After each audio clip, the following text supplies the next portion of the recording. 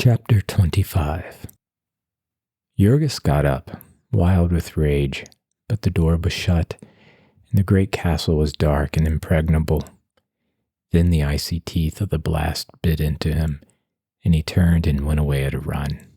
When he stopped again, it was because he was coming to frequented streets, did not wish to attract attention.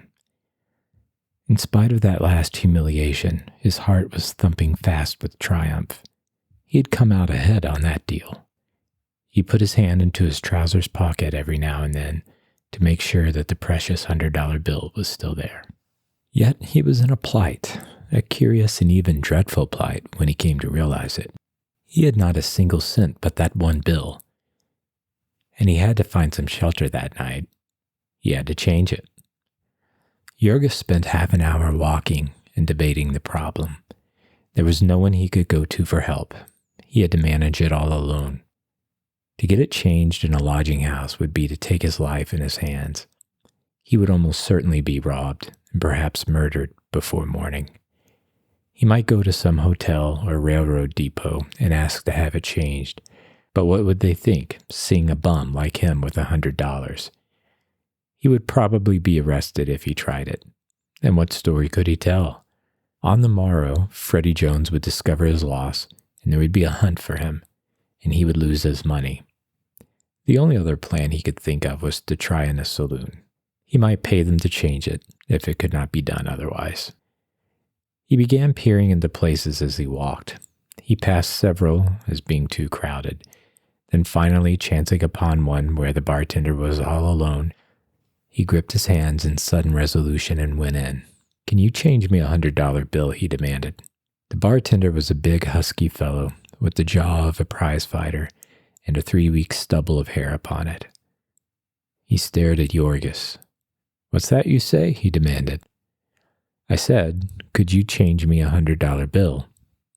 "Where'd you skid it?" he inquired incredulously. "Never mind," said Jurgis. "I've got it, and I want it changed. I'll pay you if you'll do it." The other stared at him hard. "Let me see it," he said. "Will you change it?" Jurgis demanded, gripping it tightly in his pocket. "How the hell can I know if it's good or not?" retorted the bartender. "What you take me for, eh?" Then Jurgis slowly and warily approached him. He took out the bill and fumbled it for a moment, while the man stared at him with hostile eyes across the counter. Then finally he handed it over. The other took it and began to examine it. He smoothed it between his fingers and held it up to the light. He turned it over and upside down and edgeways. It was new and rather stiff, and that made him dubious. Jurgis was watching him like a cat all the time. "Humph," he said, finally, and gazed at the stranger, sizing him up, a ragged, ill-smelling tramp with no overcoat and one arm in a sling, and a $100 bill. "Want to buy anything?" he demanded. "Yes," said Jurgis. "I'll take a glass of beer." "All right," said the other. "I'll change it." And he put the bill in his pocket and poured Jurgis out a glass of beer and set it on the counter. Then he turned to the cash register and punched up 5 cents and began to pull money out of the drawer. Finally, he faced Jurgis, counting it out. 2 dimes, a quarter, and 50 cents. "There," he said. For a second, Jurgis waited, expecting to see him turn again. "My $99, he said. "What $99? demanded the bartender. "My change," he cried.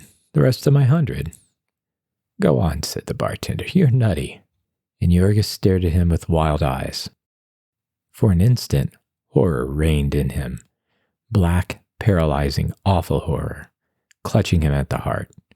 And then came rage. In surging, blinding floods. He screamed aloud and seized the glass and hurled it at the other's head. The man ducked, and it missed him by half an inch.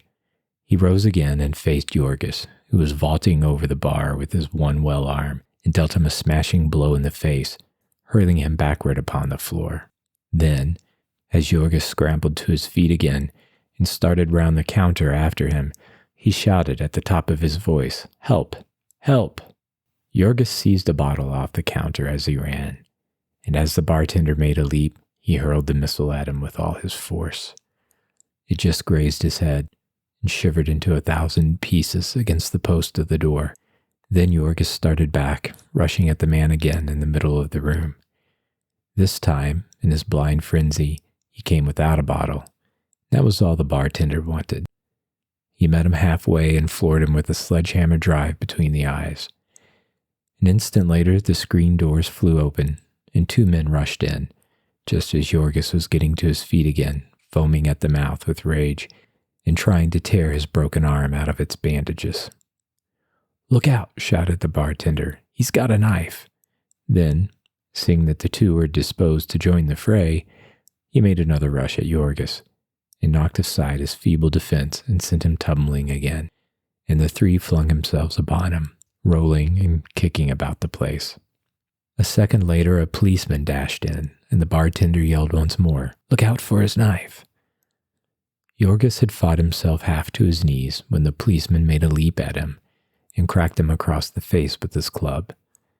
Though the blow staggered him, the wild beast frenzy still blazed in him, and he got to his feet, lunging into the air. Then again the club descended, full upon his head, and he dropped like a log to the floor.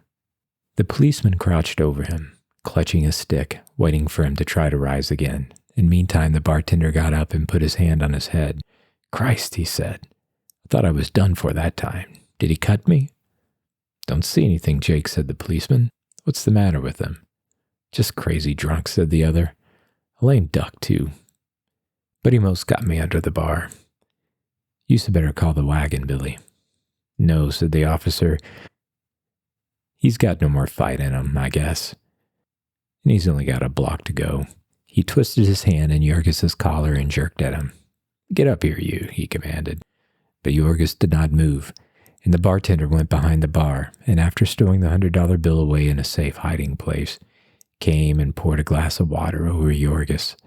Then, as the latter began to moan feebly, the policeman got him to his feet and dragged him out of the place. The station house was just around the corner, and so in a few minutes, Jorgis was in a cell. He spent half the night lying unconscious, in the balance moaning in torment with a blinding headache and a racking thirst. Now and then he cried aloud for a drink of water, but there was no one to hear him. There were others in that same station house with split heads and a fever. There were hundreds of them in the great city, and tens of thousands of them in the great land, and there was no one to hear any of them. In the morning, Jorgis was given a cup of water and a piece of bread, and then hustled into a patrol wagon and driven to the nearest police court. He sat in the pen with a score of others until his turn came. The bartender, who proved to be a well-known bruiser, was called to the stand. He took the oath and told his story. The prisoner had come into his saloon after midnight, fighting drunk, and had ordered a glass of beer and tendered a $1 bill in payment. He had been given 95 cents change and had demanded $99 more, and before the plaintiff could even answer, had hurled the glass at him and then attacked him with a bottle of bitters and nearly wrecked the place. Then the prisoner was sworn, a forlorn object, haggard and unshorn, with an arm done up in a filthy bandage, a cheek and head cut, and bloody, and one eye purplish black and entirely closed. "What have you to say for yourself?" queried the magistrate. "Your Honor," said Jorgis, "I went into his place and asked the man if he could change me a $100 bill. And he said he would if I bought a drink. I gave him the bill, and then he wouldn't give me the change." The magistrate was staring at him in perplexity. "You gave him a $100 bill?" he exclaimed. "Yes, Your Honor," said Jorgis. "Where did you get it?" "A man gave it to me, Your Honor." "A man? What man? And what for?" "A young man I met upon the street, Your Honor. I had been begging." There was a titter in the courtroom. The officer who was holding Jorgis put up his hand to hide a smile, and the magistrate smiled without trying to hide it. "It's true, Your Honor," cried Jorgis passionately. "You had been drinking as well as begging last night, had you not?" inquired the magistrate. "No, Your Honor," protested Jorgis. "You had not had anything to drink?" "Why, yes, Your Honor, I had." "What did you have?" "I had a bottle of something. I don't know what it was, something that burned." There was again a laugh round the courtroom, stopping suddenly as the magistrate looked up and frowned. "Have you ever been arrested before?" he asked abruptly. The question took Jorgis aback. He stammered. "Tell me the truth now," commanded the other sternly. "Yes, Your Honor," said Jorgis. "How often?" "Only once, Your Honor." "What for?" "For knocking down my boss, Your Honor. I was working the stockyards and he—" "I see," said His Honor. "I guess that will do. You ought to stop drinking if you can't control yourself. 10 days and cost. Next case." Jorgis gave vent to a cry of dismay, cut off suddenly by the policeman, who seized him by the collar. He was jerked out of the way into a room with the convicted prisoners, where he sat and wept like a child in his impotent rage. It seemed monstrous to him that policemen and judges should esteem his word as nothing in comparison with the bartender's. Poor Jorgis could not know that the owner of the saloon paid $5 each week to the policeman alone for Sunday privileges and general favors, nor that the pugilist bartender was one of the most trusted henchmen of the Democratic leader of the district, and had helped only a few months before to hustle out a record-breaking vote as a testimonial to the magistrate, who had been made the target of odious, kid-gloved reformers. Jorgis was driven out to the bridewell for the second time. In his tumbling around, he had hurt his arm again, and so could not work, but had to be attended by the physician. Also, his head and his eye had to be tied up, and so he was a pretty-looking object when, the second day after his arrival, he went out into the exercise court and encountered Jack Duane. The young fellow was so glad to see Jorgis that he almost hugged him. "By God, if it isn't the stinker," he cried. "And what is it? Have you been through a sausage machine?" "No," said Jorgis, "but I've been in a railroad wreck and a fight." And then, while some of the other prisoners gathered round, he told his wild story. Most of them were incredulous, but Duane knew that Jorgis could never have made up such a yarn as that. "Hard luck, old man," he said when they were alone, "but maybe it's taught you a lesson." "I've learned some things since I saw you last," said Jorgis mournfully. Then he explained how he had spent the last summer hoboing it, as the phrase was. "And you?" he asked finally. "Have you been here ever since?" "Lord, no," said the other. "I only came in the day before yesterday. It's the second time they set me up on a trumped-up charge. I've had hard luck and can't pay them what they want." "Why don't you quit Chicago with me, Jorgis?" "I've no place to go," said Jorgis sadly. "Neither have I," replied the other, laughing lightly. "But we'll wait till we get out and see." In the bridewell, Jorgis met few who had been there the last time, but he met scores of others, old and young, of exactly the same sort. It was like breakers upon a beach. There was new water, but the wave looked just the same. He strolled about and talked with them, and the biggest of them told tales of their prowess, while those who were weaker or younger and inexperienced gathered round and listened in admiring silence. The last time he was there, Jorgis had thought of little but his family, but now he was free to listen to these men and to realize that he was one of them, that their point of view was his point of view, and that the way they kept themselves alive in the world was the way he meant to do it in the future. And so, when he was turned out of prison again, without a penny in his pocket, he went straight to Jack Duane. He went full of humility and gratitude, for Duane was a gentleman and a man with a profession, and it was remarkable that he should be willing to throw in his lot with a humble working man, one who had even been a beggar and a tramp. Jorgis could not see what help he could be to him, but he did not understand that a man like himself, who could be trusted to stand by anyone who was kind to him, was as rare among criminals as among any other class of men. The address Jorgis had was a garret room in the ghetto district, the home of a pretty little French girl, Duane's mistress, who sewed all day and eked out her living by prostitution. He had gone elsewhere, she told Jorgis. He was afraid to stay there now, on account of the police. The new address was a cellar dive, whose proprietor said that he had never heard of Duane. But after he had put Jorgis through a catechism, he showed him a back stairs which led to a fence in the rear of a pawnbroker's shop, and thence to a number of assignation rooms, in one of which Duane was hiding. Duane was glad to see him. He was without a cent of money, he said, and had been waiting for Jorgis to help him get some. He explained his plan. In fact, he spent the day in laying bare to his friend the criminal world of the city, and in showing him how he might earn himself a living in it. That winter, he would have a hard time on account of his arm and because of an unwanted fit of activity of the police.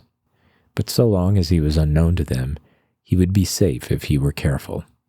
Here at Papa Hansen's, so they called the old man who kept the dive, he might rest at ease, for Papa Hansen was square. He would stand by him so long as he paid, and gave him an hour's notice if there was to be a police raid.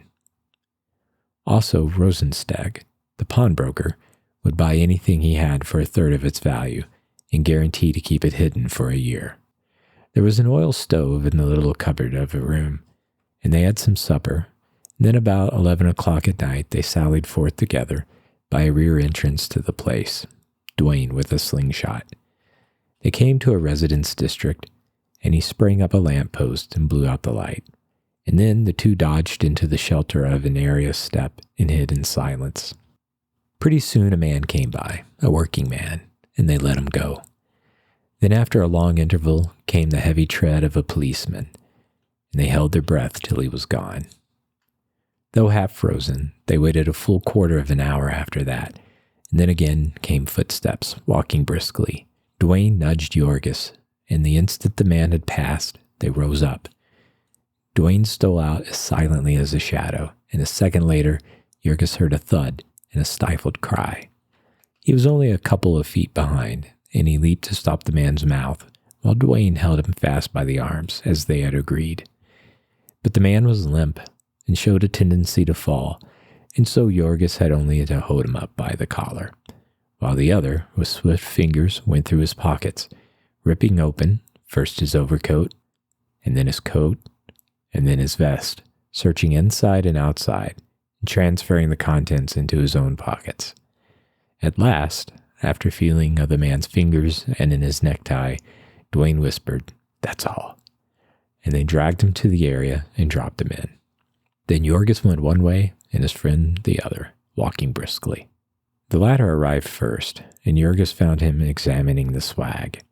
There was a gold watch for one thing, with a chain and locket. There was a silver pencil and a matchbox and a handful of small change, and finally a card case. This last Dwayne opened feverishly.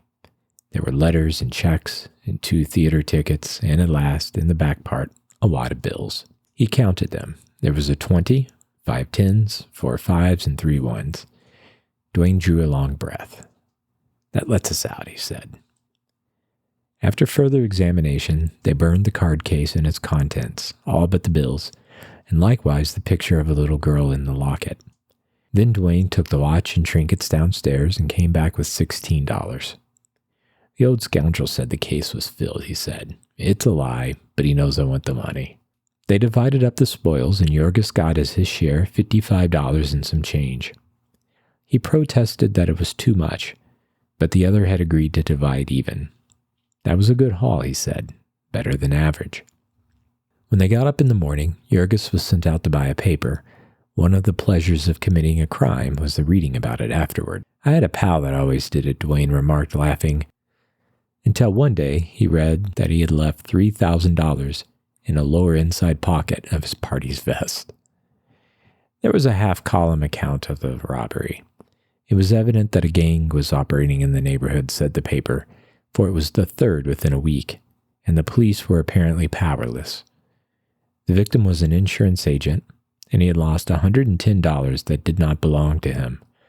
He had chanced to have his name marked on his shirt, otherwise he would not have been identified yet.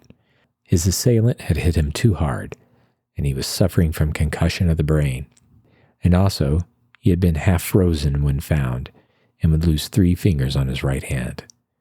The enterprising newspaper reporter had taken all this information to his family and told how they had received it.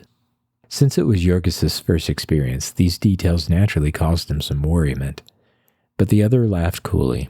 It was the way of the game, and there was no helping it. Before long, Jorgis would think no more of it than they did in the yards of knocking out a bullock. "It's a case of us or the other fellow, and I say the other fellow every time," he observed. "Still," said Jorgis reflectively, He never did us any harm. He was doing it to somebody as hard as he could. You can be sure of that, said his friend.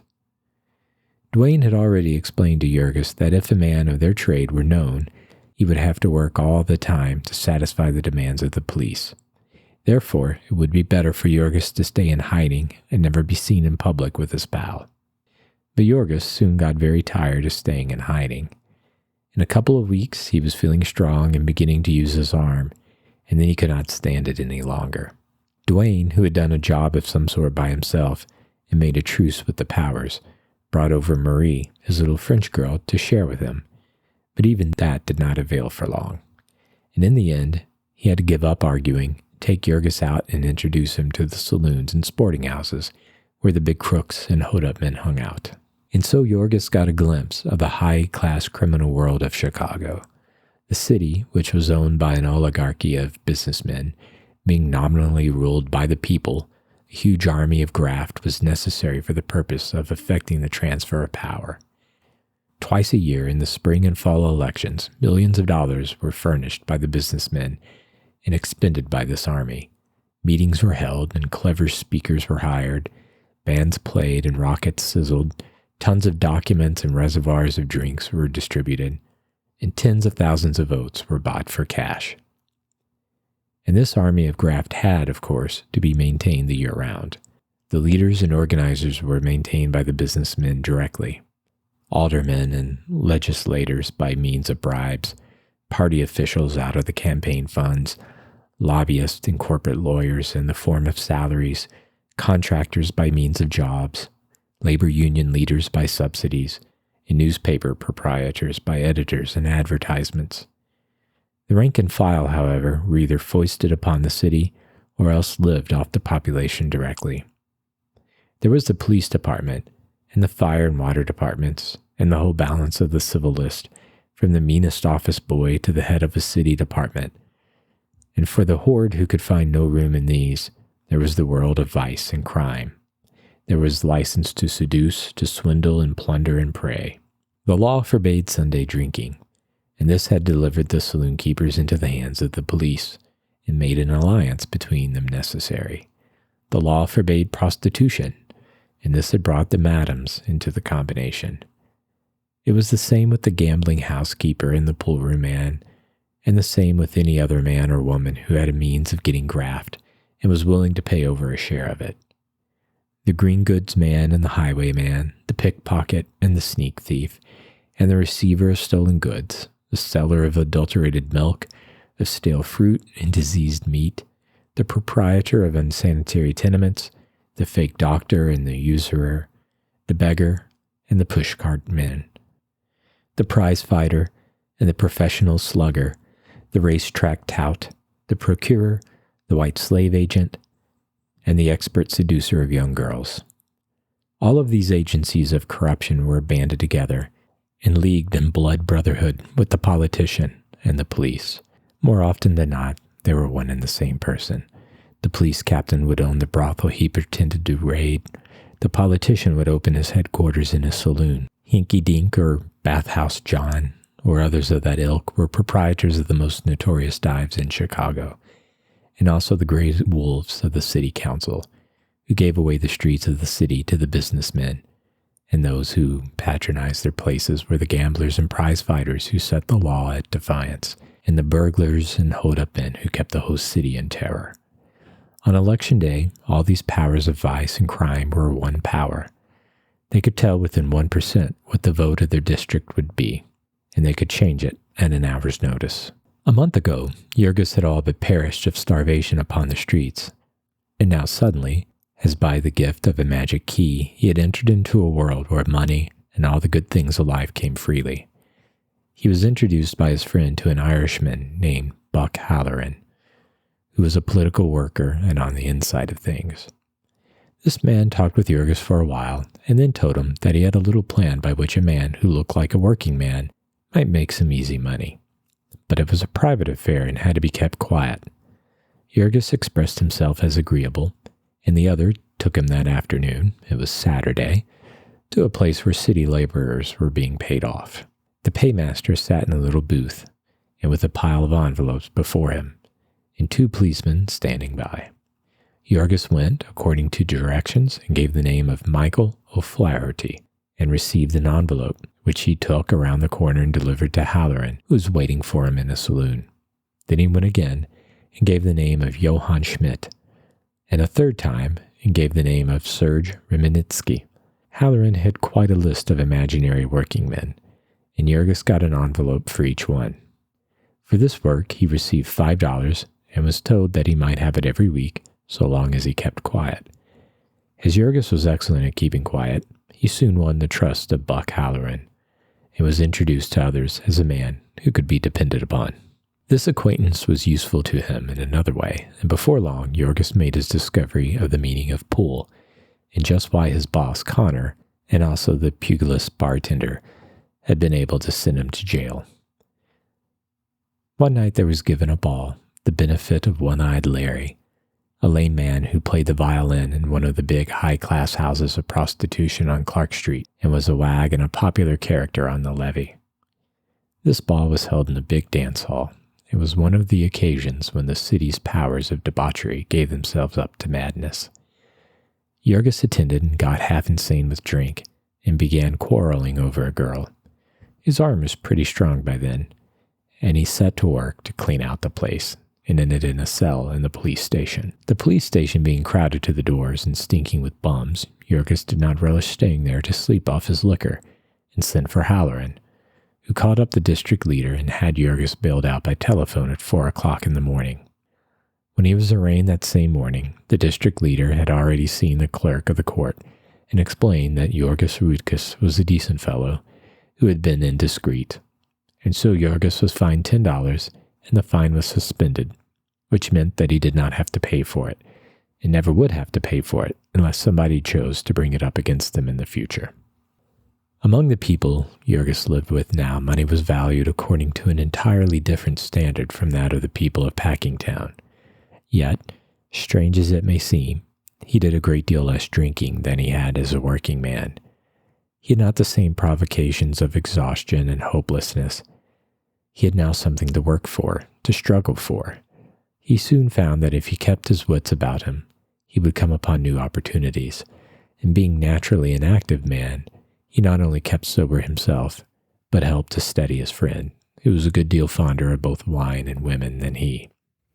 One thing led to another.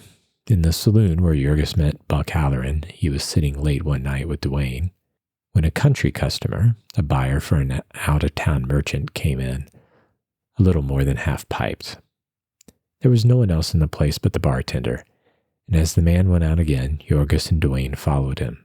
He went round the corner, and in a dark place made by a combination of the elevated railroad and an unrented building, Jorgis leaped forward and shoved a revolver under his nose, while Duane, with his hat pulled over his eyes, went through the man's pockets with lightning fingers. They got his watch and his wad and were round the corner again and into the saloon before he could shout more than once. The bartender, to whom they had tipped the wink, had the cellar door open for them, and they vanished, making their way by a secret entrance to a brothel next door. From the roof of this, there was access to 3 similar places beyond. By means of these passages, the customers of any one place could be gotten out of the way, in case a falling out with the police chanced to lead to a raid. And also, it was necessary to have a way of getting a girl out of reach in case of an emergency. Thousands of them came to Chicago answering advertisements for servants and factory hands, and found themselves trapped by fake employment agencies and locked up in a body house. It was generally enough to take all their clothes away from them, but sometimes they would have to be doped and kept prisoners for weeks. And meantime, their parents might be telegraphing the police and even coming on to see why nothing was done. Occasionally, there was no way of satisfying them but to let them search the place to which the girl had been traced. For his help in this little job, the bartender received 20 out of the $130-odd that the pair secured, and naturally this put them on friendly terms with him, and a few days later he introduced them to a little sheeny named Goldberger, one of the runners of the sporting house where they had been hidden. After a few drinks, Goldberger began, with some hesitation, to narrate how he had had a quarrel over his best girl with a professional card sharp who had hit him in the jaw. The fellow was a stranger in Chicago, and if he was found some night with his head cracked, there would be no one to care very much. Jorgis, who by this time would cheerfully have cracked the heads of all the gamblers in Chicago, inquired what would be coming to him, at which the Jew became still more confidential and said that he had some tips on the New Orleans races, which he got direct from the police captain of the district, whom he had got out of a bad scrape, and who stood in with a big syndicate of horse owners. Duane took all this in at once, but Jorgis had to have the whole racetrack situation explained to him before he realized the importance of such an opportunity. There was the gigantic racing trust. It owned the legislatures in every state in which it did business. It even owned some of the big newspapers. It made public opinion. There was no power in the land that could oppose it unless, perhaps, it were the Pool Room Trust. It built magnificent racing parks all over the country, and by means of enormous purses, it lured the people to come, and then it organized a gigantic shell game, whereby it plundered them of hundreds of millions of dollars every year. Horse racing had once been a sport, but nowadays it was a business. A horse could be doped and doctored, undertrained or overtrained. It could be made to fall at any moment, or its gait could be broken by lashing it with the whip, which all the spectators would take to be a desperate effort to keep it in the lead. There were scores of such tricks, and sometimes it was the owners who played them and made fortunes. Sometimes it was the jockeys and trainers. Sometimes it was outsiders who bribed them. But most of the time, it was the chiefs of the trust. Now, for instance, they were having winter racing in New Orleans, and a syndicate was laying out each day's program in advance, and its agents in all the northern cities were milking the pool rooms.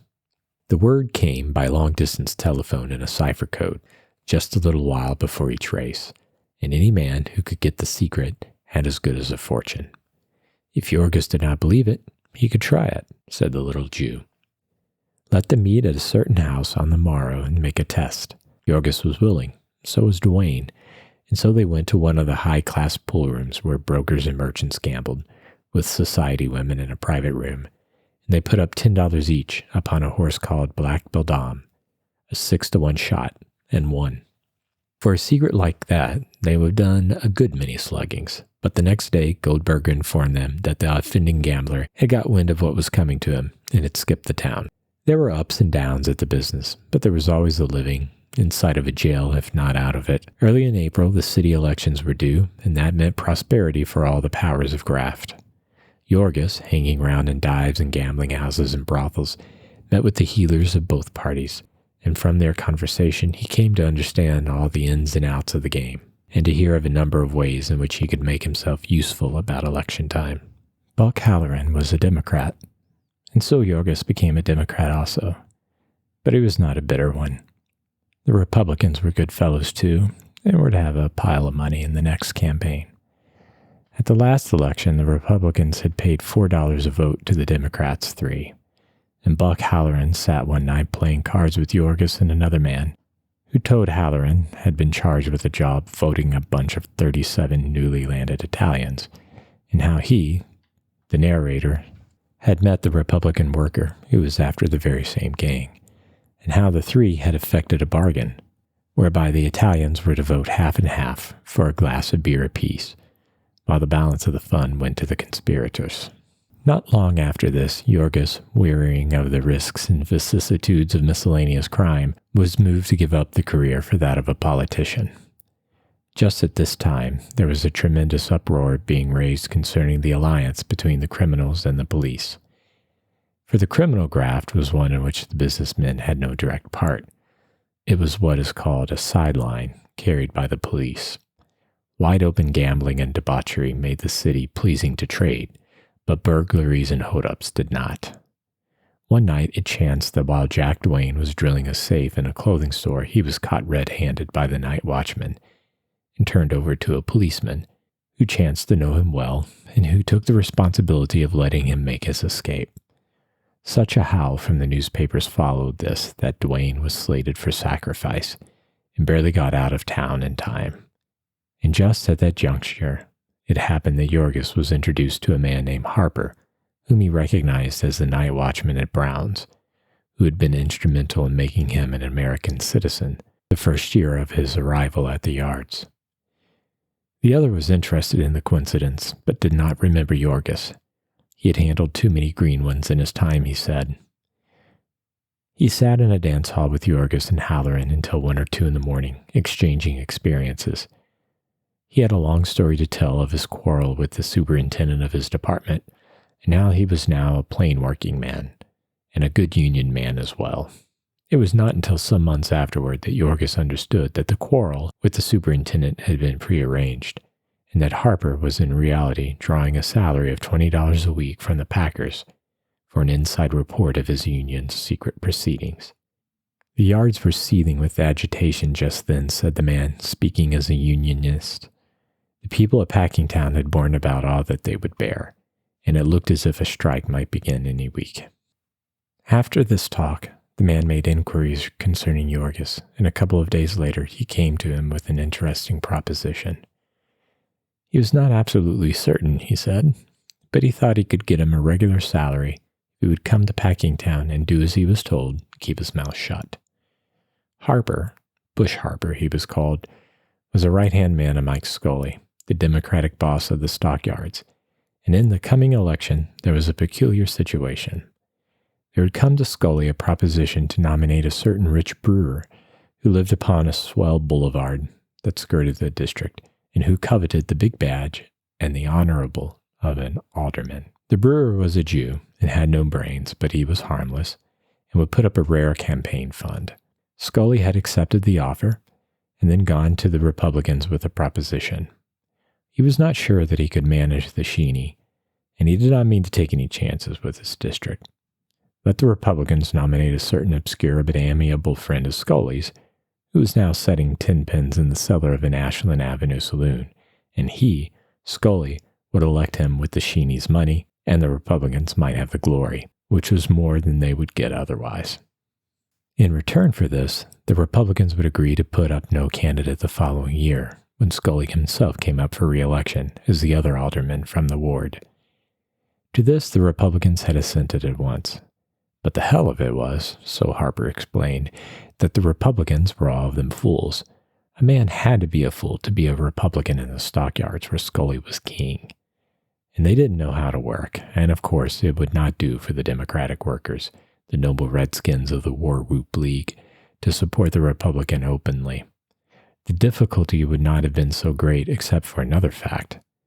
There had been a curious development in stockyards politics in the last year or two, a new party having leaped into being. They were the Socialists, and it was a devil of a mess, said Bush Harper. The one image which the word socialist brought to Yorgis was of poor little Timoshes Kuzlaika, who had called himself one, and would go out with a couple of other men and a soapbox and shout himself hoarse on a street corner Saturday nights. Timoshes had tried to explain to Yorgis what it was all about, but Yorgis, who was not of an imaginative turn, had never quite got it straight. At present, he was content with his companion's explanation that the socialists were the enemies of American institutions, could not be bought, and would not combine or make any sort of a dicker. Mike Scully was very much worried over the opportunity which his last deal gave to them.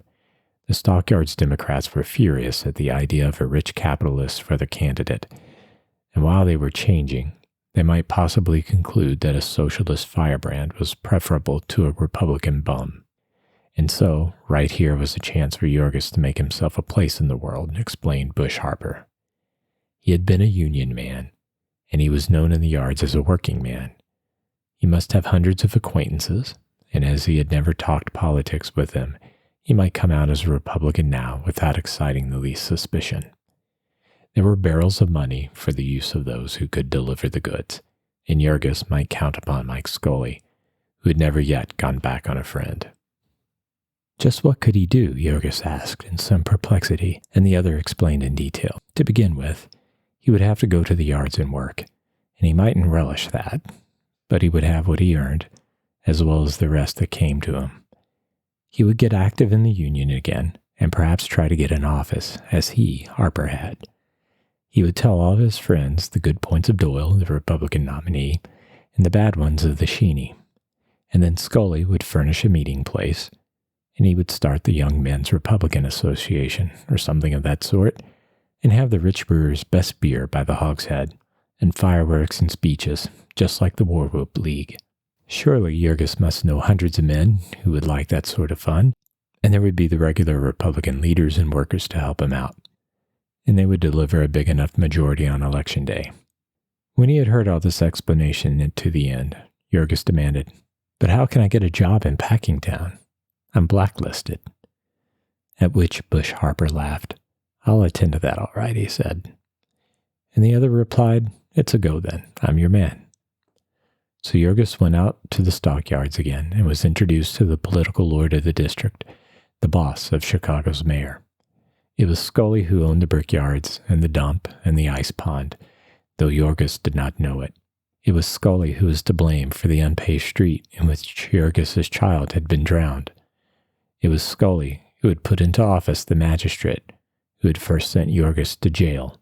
It was Scully who was principal stockholder in the company which had sold him the ramshackle tenement and then robbed him of it. But Jurgis knew none of these things, any more than he knew that Scully was but a tool and puppet of the Packers. To him, Scully was a mighty power, the biggest man he had ever met. He was a little dried-up Irishman whose hand shook. He had a brief talk with his visitor, watching him with his rat-like eyes, making up his mind about him. And then he gave him a note to Mr. Harmon, one of the head managers of Durham's. "The bearer, Jurgis Rutkus, is a particular friend of mine, and I would like you to find him a good place for important reasons. He was once indiscreet, but you will perhaps be so good as to overlook that." Mr. Harmon looked up inquiringly when he read this. "What does he mean by indiscreet?" he asked. "I was blacklisted, sir," said Jurgis. At which the other frowned. "Blacklisted," he said. "How do you mean?" And Jurgis turned red with embarrassment. He had forgotten that a blacklist did not exist. I had difficulty in getting a place," he stammered. "What was the matter?" "I got into a quarrel with a foreman, not my own boss, sir, and struck him." "I see," said the other, and meditated for a few moments. "What do you wish to do?" he asked. "Anything, sir," said Jurgis. "Only I had a broken arm this winter, and so I have to be careful." "How would it suit you to be a night watchman?" "That wouldn't do, sir. I have to be among the men at night." "I see. Politics. Well, would it suit you to trim hogs?" "Yes, sir," said Jurgis. And Mr. Harmon called a timekeeper and said, "Take this man to Pat Murphy and tell him to find room for him somehow." And so Jurgis marched into the hog-killing room, a place where, in the days gone by, he had come begging for a job. Now he walked jauntily and smiled to himself, seeing the frown that came to the boss's face as the timekeeper said, "Mr. Harmon says to put this man on."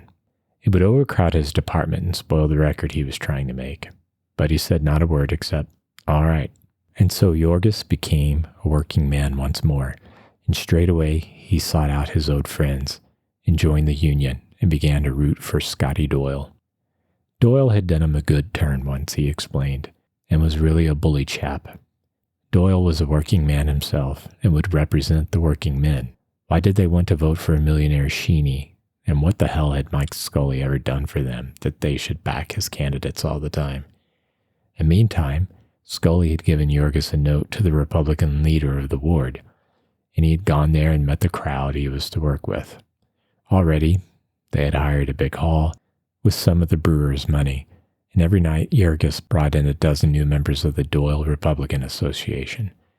Pretty soon, they had a grand opening night, and there was a brass band, which marched through the streets, and fireworks and bombs and red lights in front of the hall.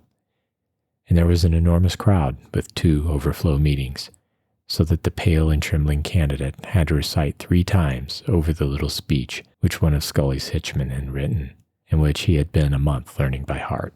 Best of all, the famous and eloquent Senator Spareshanks, presidential candidate, rode out in an automobile to discuss the sacred privileges of American citizenship and protection and prosperity for the American working man.